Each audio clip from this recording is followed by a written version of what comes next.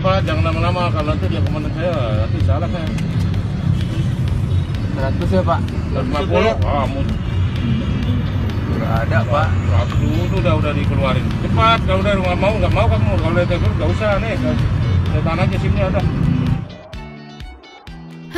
Meresahkan. Kata ini nih yang cocok banget menggambarkan kejadian seminggu kemarin. Gimana enggak? Emang ada aja kelakuan aneh bin ajaib dari oknum-oknum tidak bertanggung jawab yang membuat kita jadi resah dan gelisah. Nah, contohnya kasus ormas. Di sini, yang tahu fungsi ormas, silakan ketik di kolom komentar ya. Karena seminggu ini berita ormas meresahkan melulu dan agak-agak bikin pusing. Di Bekasi Selatan misalnya, ada seorang pegawai fotokopi bernama Arif memberikan bukti CCTV kalau seseorang oknum ormas melakukan pemalakan ke sejumlah tokoh di sana sambil melakukan pengancaman khas seperti "kutandai ya toko ini". Kemudian yang tidak kalah heboh adalah kasus migacuan Medan yang digeruduk massa ormas. Dari berita yang berkembang, aksi geruduk ini sudah 5 kali terjadi di lokasi yang sama. Disinyalir, aksi ini adalah buntut dari penolakan pihak migacuan Medan yang tidak ingin memberikan pengelolaan lahan parkir pada ormas tadi. Perebutan lahan parkir sekelas migacuan emang udah sering terjadi nih. Karena di Januari lalu juga terjadi hal yang sama. Bahkan lebih parahnya ada loh ojol yang sampai ditimpuk batu bata karena persoalan parkir doang. Kasus parkir seperti ini tentu saja membuat banyak orang berharap pada pihak berwajib untuk melakukan penertiban karena udah jelas meresahkan. Dan lagi pula, tindakan menarik parkir tadi emang ilegal. Sayangnya sampai sekarang belum ada tindakan jelas dari pihak berwajib. Ya mungkin lagi bersih-bersih internal dulu ya karena kebanyakan oknum. Contohnya si bapak ini nih, oknum polisi meresahkan yang minta 150.000 saat melakukan tilang. Pak, jangan lama-lama, kalau nanti dia komandan saya, nanti salah kan. 100 ya Pak? 150, Nggak ada Pak. 100 itu udah dikeluarin. Cepat, kalau udah nggak mau kamu, kalau udah telepon nggak usah nih, setan aja SIM-nya ada. Kemudian yang paling serem, jelas tindakan oknum-oknum berikut yang punya kerjaan sambilan melakukan penculikan dan pemerasan. Idih, serem amat ih. Selain persoalan ormas dan pihak berwajib, ada lagi nih persoalan pemerintahan yang tidak kalah meresahkan. Ya apalagi kalau bukan kasus korupsi. Baru-baru ini dalam persidangan kasus korupsi BTS, ada banyak fakta yang terungkap soal siapa yang menerima aliran dana.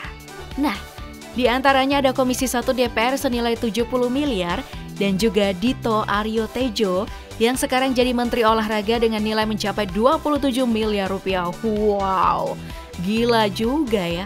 Uang segitu dibeliin bakso udah bisa jadi stok seumur hidup kayaknya. Nah, selain dari korupsi BTS, KPK juga disibukkan dengan beragam hal lain karena banyaknya kasus yang terjadi. Salah satunya kabar penetapan Menteri Pertanian Pak Syahrul Yassin Limpo sebagai tersangka korupsi.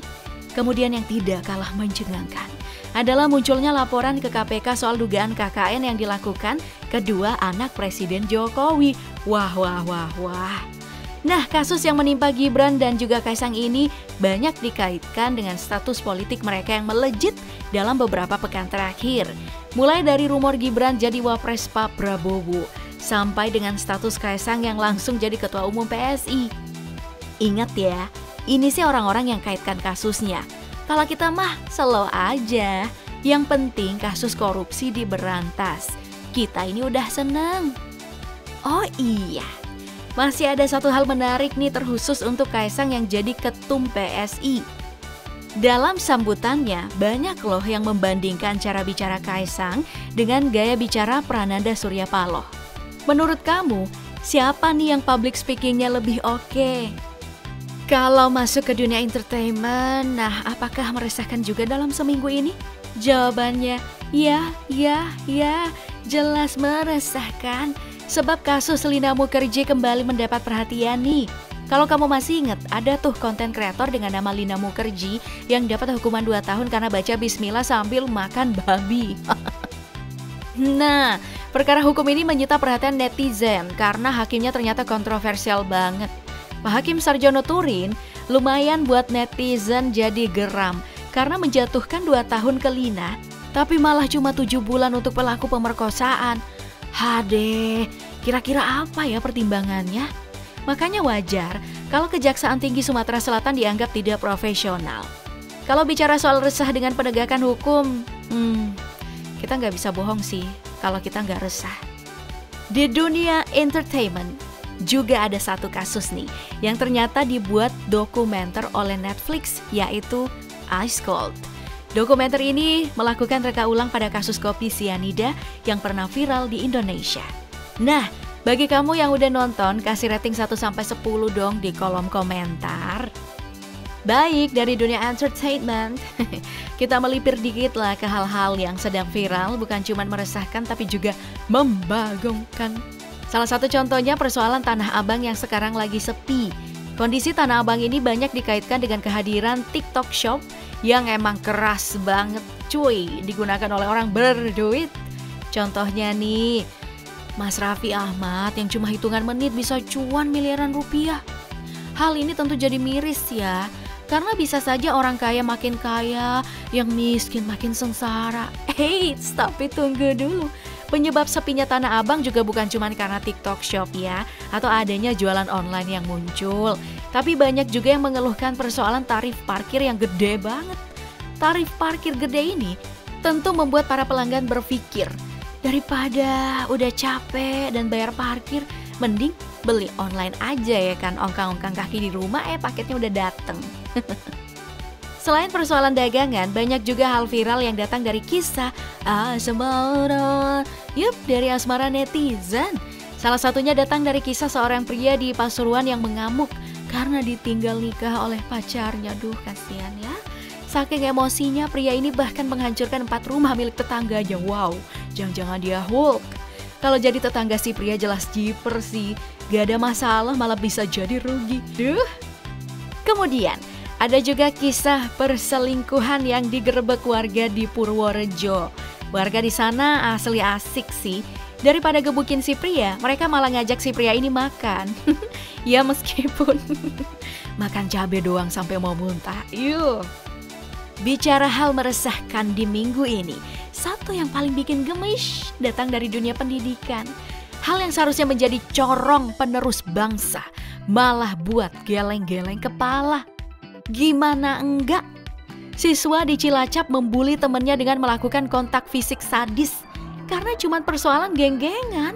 Selain itu ada juga nih kasus bocah Edan di Demak yang dengan tega membacok gurunya hingga kritis, persoalan nilainya yang dianggap rendah. Dalam perkembangan kasus ini, diketahui kalau si bocah yang melakukan hal keji tersebut harus sekolah dan mencari nafkah. Hal ini emang miris tapi juga tidak membenarkan tindakan siswa pembacok tadi ya. Pokoknya masalah pendidikan ini emang harus jadi perhatian. Gimana kita colek Abang Menteri Nadiem? Oh iya, minggu ini ada juga Asian Games 2023 yang diadakan. Event ini juga viral tapi bukan soal prestasi, melainkan penyiaran Asian Games di Indonesia yang cuma beberapa cabur doang. Hal ini jelas bikin sedih banyak atlet sih, karena negara dengan dunia entertainment sekelas Korea aja sampai meliburkan beragam acaranya loh cuman buat Asian Games. Nah, itu tuh yang namanya apresiasi penuh. Oke deh, itu tadi video kali ini. Sampai jumpa di video berikutnya. Bye-bye.